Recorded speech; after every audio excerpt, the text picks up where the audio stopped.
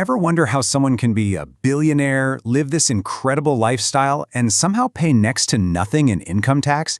You see it in the headlines all the time. And no, it's not usually about some shady offshore account. It's about playing a completely different financial game with a completely different set of rules. Okay, just look at this contrast. It really tells the whole story. On one side, you've got a highly paid professional. Think a doctor or a top lawyer. They make a great salary, but a huge chunk of it, maybe up to 40%, just vanishes to taxes before they can even touch it. Then on the other side, you have a billionaire. They live a life funded by cash, but their tax bill, it's often shockingly small. So the big question is, how on earth is that possible? Right? How can two people exist in the same country, under the same tax code, but live in two totally different financial universes? Well, that is exactly what we're going to unpack. The whole secret, really, it all boils down to one fundamental concept: the way our tax system treats income versus the way it treats assets. See, it's not about how much money you earn, it's about how much you own. This chart lays it all out, plain and simple. If you make $1 million salary, bam, it gets hit hard. After a 40% tax, you're left with $600,000. But if your stock portfolio grows by that same $1 million, well, you still have the full million. The tax man hasn't touched a single cent of it. And this right here, this is the golden rule of the whole strategy. Income, the money you work for, gets taxed right away, and it gets taxed heavily. But the growth and the value of your stuff, your assets, that's not considered income. The government doesn't see it, with one giant catch. You only pay tax if and when you decide to sell. The official term for this is unrealized gains. It's just a fancy way of saying it's profit that exists on paper. You know, your stocks are worth more, your property value went up, but since you haven't actually sold anything and cashed in, as far as the tax authorities are concerned, that gain isn't real yet. Which of course leads to the next logical question, right? You can't exactly walk into a car dealership and pay for a Ferrari with a stock certificate. If the whole strategy is to not sell your assets to avoid taxes, then where do they get the cash to pay for yachts, mansions, and everything else? And this is where things get really clever. This is the solution. They don't sell their assets to get cash. No. They use their assets to borrow cash. This is the borrow part of the famous buy, borrow, die strategy. So to really see why this is so brilliant, let's just imagine a scenario.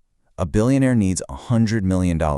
If they go the normal route and sell that much stock, they could be looking at a capital gains tax bill of $40 million. I mean, poof, 40 million bucks just gone. But what if instead of selling, they go to a bank and just take out a loan for that same $100 million, using their stocks as collateral? Well, now their cost isn't $40 million, it's just the yearly interest on the loan, which at a rate like 3% is only $3 million. The difference is just staggering. So, just to be clear, the assets themselves never leave their portfolio. They keep growing in value. They just get pledged as security. And for a bank, a loan that's backed by billions of dollars in stocks, that's about as safe a bet as you can get, which is exactly why they offer these incredibly low interest rates. And here it is. This is the legal magic trick that makes the whole thing work. The IRS does not consider a loan to be income. Why? Because it's debt. You technically have to pay it back. So when that $100 million in loan money hits the billionaire's bank account, it is 100% tax-free. Now, this isn't just a one-off trick. This is a system. It's a powerful, repeatable cycle that allows the wealthy to create tax-free cash flow for their entire lives. It's essentially an infinite wealth loop. And the process itself is beautiful in its simplicity. Step 1, their assets go up in value. Step 2, they go back to the bank and borrow against that new, higher value. Step 3, they spend that tax-free cash. And step 4, as their assets continue to appreciate year after year, they just rinse and repeat, over and over again. But wait, I know what you're thinking. What about paying back all those loans? Well, this is the final and frankly the most mind-blowing part of the whole thing.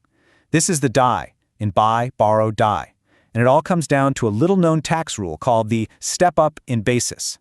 Here's what happens. When the individual passes away, the IRS basically hits a giant reset button. The cost of all their assets gets stepped up to whatever the market value is on that day. The estate then uses a portion of those assets to pay off all the loans, and the heirs inherit the rest. And that massive capital gains tax bill that's been building up for decades, it can be legally, completely wiped away forever. Okay, so that's the playbook for how the ultra-wealthy handle their finances. But this isn't just some weird piece of trivia about billionaires. Understanding this strategy actually reveals some really fundamental truths about how wealth is built and protected in our economy. So here are the real rules of the game.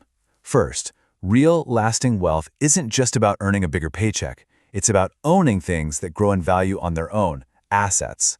Second, our system is pretty clearly designed to tax labor and income while it rewards owning those assets. And finally, the smartest players in the game know you never, ever sell the golden goose. You borrow against it. Look, getting a handle on this isn't about trying to get out of paying taxes. It's about a fundamental shift in mindset, from just focusing on earning money to thinking about how to own assets that can work for you. These rules aren't secret. They're just not what most of us are taught. So, now that you know how the game is played at the highest levels, what's your next